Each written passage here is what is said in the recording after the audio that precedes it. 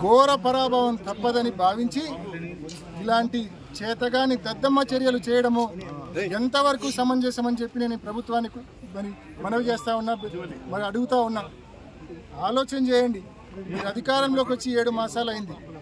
రైతులకు ఇచ్చిన హామీలు ఒక్కటంటే ఒక్క హామీ మీరు అమలు చేయలేదు. ఇవాళ ఈ సాగునీటి సంఘాల్లో ఓటర్లంతా రైతులే.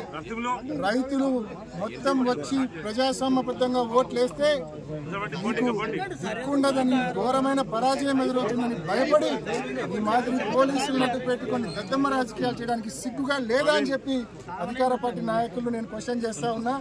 ఏది ఏమైనప్పటికీ అనేక సార్లు ఇప్పటికే జిల్లా అడ్మినిస్ట్రేషన్, కలెక్టర్ గారిని, ఎస్పీ గారిని, ఆర్టీఓ గారిని అందరినీ అడిగాం. మా రైతులకు, మా అభ్యర్థులకు నోటీస్ సర్టిఫికేట్ ఇప్పించమని ఇప్పటికే అనేక సార్లు అడిగాం. మళ్ళా మనవి చేస్తా ఉన్నాం. మిగిలిన సమయం సాయంత్రం వరకే సమయం ఉంది కాబట్టి మా అభ్యర్థులకు నోటీస్ సర్టిఫికేట్ ఇప్పించమని చెప్పి గట్టిగా అడుగుతా ఉన్నాం. గట్టిగా ఇప్పించి మరి ఎలక్షన్లు సజావుగా ప్రజాస్వామ్యబద్ధంగా జరిగేదానికి ప్రతి ఒక్కరు కూడా చర్య తీసుకోవాలని మరొకసారి జిల్లా అడ్మినిస్ట్రేషన్ నేను కోరుతా ఉన్నా.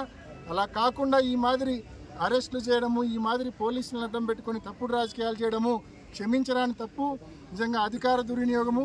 ఈ ప్రభుత్వం ఇటువంటి చర్యలకు పాల్పడి ప్రజాస్వామ్యబద్ధంగా జరగాల్సిన ఎన్నికను ఈ మాదిరి న్యూసెన్స్ చేయడము మరి కరెక్ట్ కాదు. ఈ మాదిరి చేసే ఉద్దేశం మీకు గన ఉంటే ఈ కూడా నామినేటెడ్ పదవుల మాదిరి చేసుకుంటే సరిపోయింది. ఈ మాత్రం దానికి ఎన్నికలను పేరు పెట్టడం ఎందుకు?